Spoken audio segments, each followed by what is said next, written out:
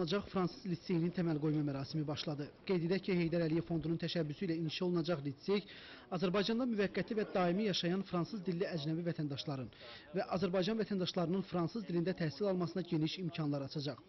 Fransız məktəbinin tədris planı uşaq bağçasından başlayaraq 12 illik ümumi təhsil müəssisəsində tətbiq edilən klassik fransız tədris planı olacaq.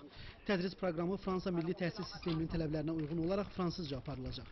Şagirdlərə veriləcək attestat Fransa Milli Təhsil Nazirliyinin standartlarına və tələblərinə cavab verməklə onun tərəfindən tanınacaq. Məktəbin məzunları öz seçimlərinə uyğun olaraq təhsillərini Fransanın istənilən ali təhsil müəssisəsində davam etdirmə imkanı qazanacaqlar.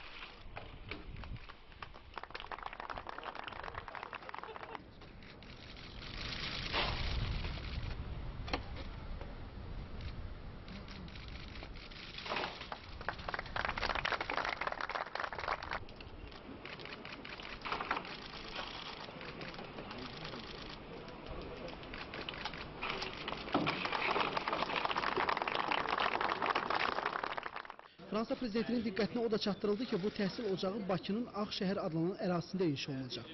Dünyada şəhərsalma sahəsində keçirilən ən iri və unikal layihələrdən olan Bakı Ağşəhər layihəsinin maraqlı tərəflərindən biri də burada Paris məhəlləsinin salınmasıdır. Sonra Azərbaycan prezidenti İlham Əliyev və Fransa prezidenti Nicolas Sarkozy ölkəmizdə fəaliyyət göstərən fransız iş adamları ilə görüşdülər. Onlara fəaliyyətlərində uğurlar arzuladılar. Azərbaycan prezidenti İlham Əliyev və xanımı Mehriban Əliyeva Fransa prezidenti Nicolas Sarkozyni yola saldılar.